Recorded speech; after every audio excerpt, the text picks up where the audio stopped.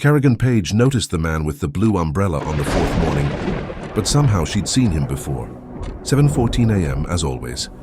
Miss Carrigon Paige, punctual and quietly anxious, stepped out of her red brick townhouse on Elmsworth Lane, the one with the crooked mailbox and marigolds too stubborn to bloom.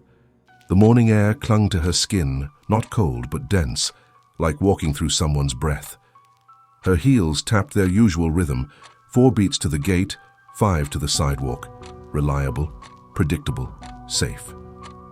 The Number 9 shuttle waited by the curb, rumbling low like an animal at rest. Silas, the driver, gave his usual silent nod. Same grey cap, same pressed jacket, same expression like he'd already lived this day. Carrigon climbed aboard and slipped into her usual seat, second from the back left side. The leather was cracked and sticky.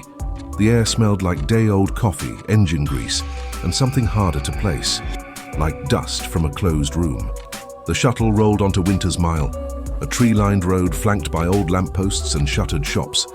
The sunlight laced through barren branches, and shadows crawled along the pavement like spilled ink. She glanced up from her phone, then saw him. The man with the blue umbrella, standing motionless at the next intersection. Coat buttoned to the collar, umbrella unfurled. No rain, no movement. His head tilted just slightly, as if he were listening. She blinked. He was gone. Chapter 2. Same time. Same shuttle. Same nod. As the bus turned onto Winter's Mile, there he was again. Same place.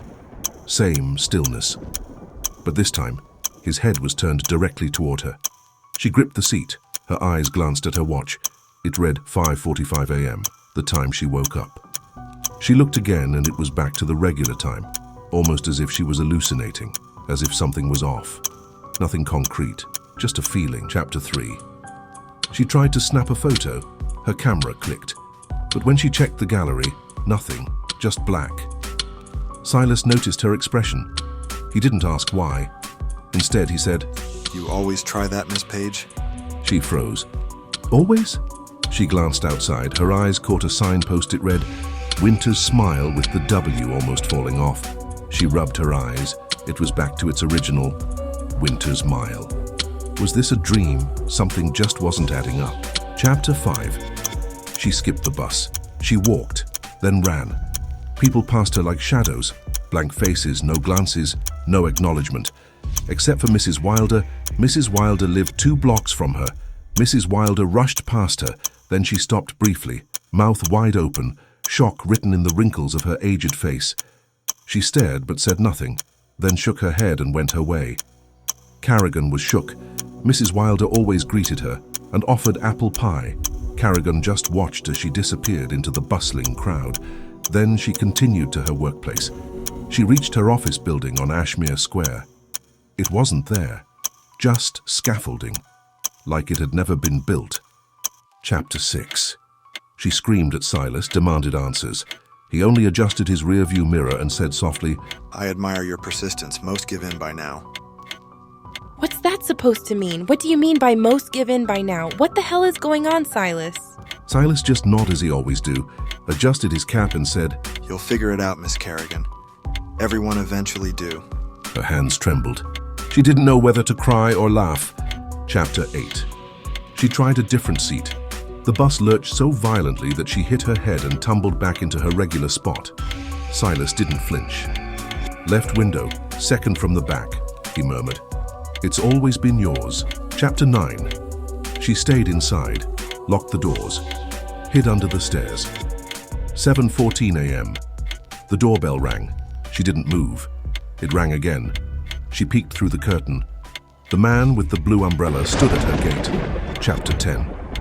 She boarded the shuttle calmly, then plunged a pen into Silas's throat. He choked, blinked, bled dark, syrupy red, didn't scream.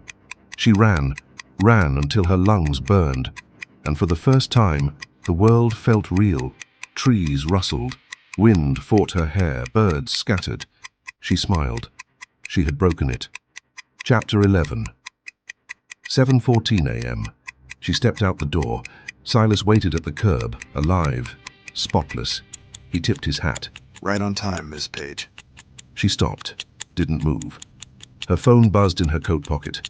One notification. She read the headline. Fatal crash on Winter's Mile. Local woman killed instantly. Underneath it, her name, Carrigon Paige. 34. She looked up. The man with the blue umbrella stood across the street, smiling softly now. Waiting. Watching. She tried not to scream. She tried not to cry.